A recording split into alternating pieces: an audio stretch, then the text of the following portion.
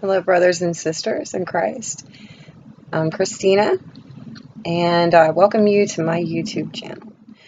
Today we're continuing our talk about what's going on regarding the division of Israel, and I really am not so convinced that the United States is innocent at all, really, because consistently throughout the year, Obama has been in the newspaper trying to divide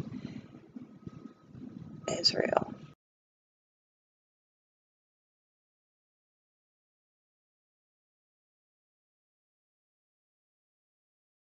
All year long, and then all of a sudden here at the end he votes no at the UN meeting, but it's 153-7, so it wouldn't have really mattered what his vote is now. And then at the same time as the UN vote, President Carter is in the news pushing Obama to go with the Palestinian state, and he's got something going on there.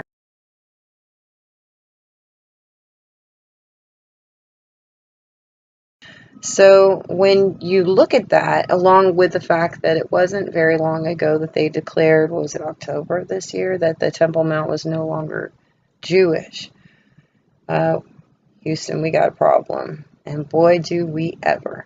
Because if you think the United States is innocent as of this point, then that's definitely wrong.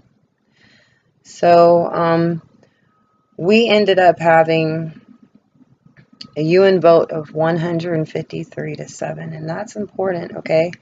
Let me explain why. Paul Begley actually brought it up, okay? He mentioned that Jesus had taken a certain amount of fish with his disciples, 153. I have my King James Version Bible here, and I'm in John 21:11. Okay, listen to this. Simon Peter went up and drew the net to land full of great fishes, 153, and for all there were so many, yet was not the net broken. Jesus saith unto them, Come and dine. And none of the disciples durst ask him, Who art thou? Knowing that it was the Lord. Then Jesus cometh, and taketh bread, and giveth them, and fish likewise. Now, notice that it said that there was 153 in the net. 153. And the net was not broken. I think that sounds pretty prophetic, saying that the Lord is with you and you know it's Him that is with you. So that is part of the message that Israel should get out of this right now. So what happens after the UN votes? Did the United States in any way try to back Israel even after the vote? No.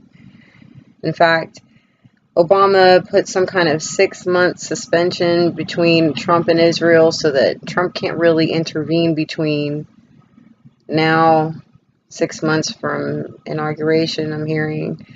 So really he interfered. Now, were there, say, anybody that was trying to warn that the United States would be split in half if it betrayed Israel? Well, yes.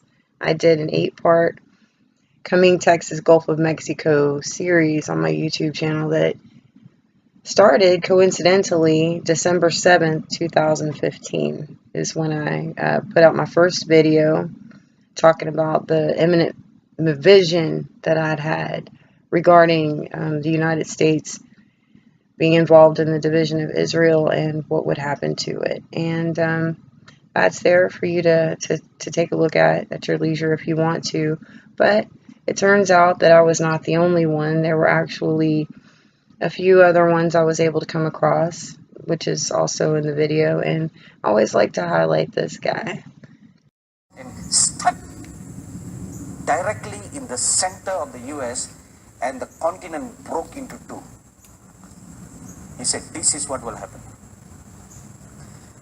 At that time, I didn't know that directly in the center where he stepped, there is a major earthquake fault line that, according to geologists, if you have an earthquake to the magnitude of 10.5 and above, the entire North American continent will split, break up into two.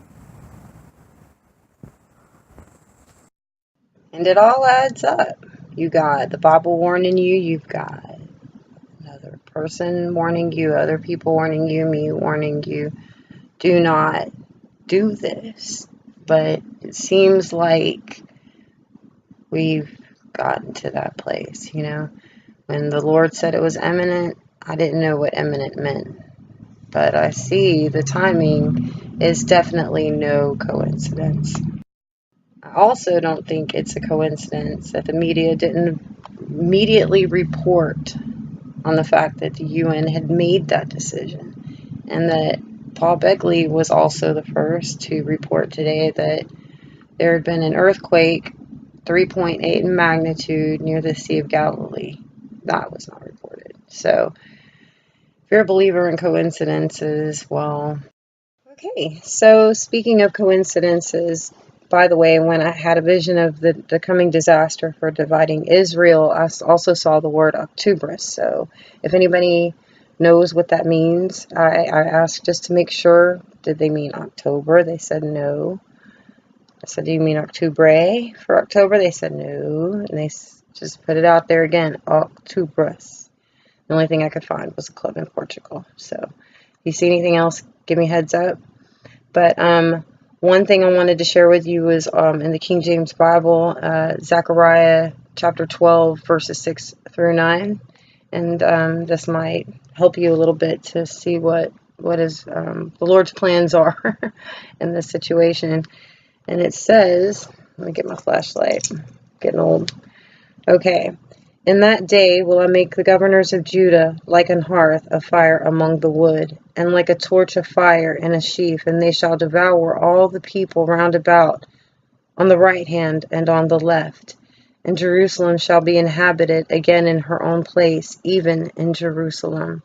The Lord also shall save the tents of Judah first, that the glory of the house of David and the glory of the inhabitants of Jerusalem do not magnify themselves against Judah.